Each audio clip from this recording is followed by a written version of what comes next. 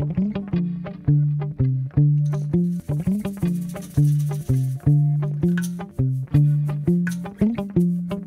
everybody.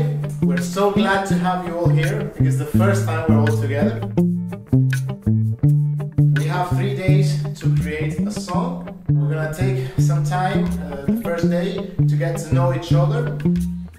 UNHCR زوم artist كاب بزح عدي كاب أفريقيا أكيو مصوب تعمل صبغ حسابي ودسي زلني حقي سيء.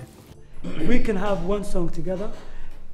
The fact that one song, and then like for the unity reason, and all these different languages, common purpose. Arrintan ujeedada laga leeyahay waxa weeye dadka maalin walba doonyaha ku maranaya oo refugee u cararaya dhibta ay leedahay dhibaatada ay leedahay looga sheekeynaya dhimashada ay galayaan iyo dhibaatada ay marahayaan ayaa la leeyahay iska daaya oo ay UN-tu maalin walba ka wacyi gelisaa. We're going to have to work on the lyrics. Now is when I want you, after all these 2 days of background, to start thinking on messages that you can put for the text. We are from different cultures, and of course we are going to do one music as a group using our own different languages.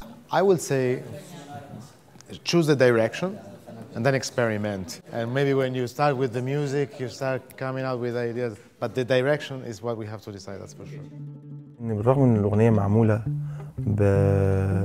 بلغات أفريقية ولهجات أفريقية منهم العربي طبعا بس أتمنى إنها توصل للعالمية وإن العالم كله يسمع صوت قلب أفريقيا. When I'm singing even I'm crying like this. Ethiopian is coming, Somali people is coming. We're talking to them. It's enough.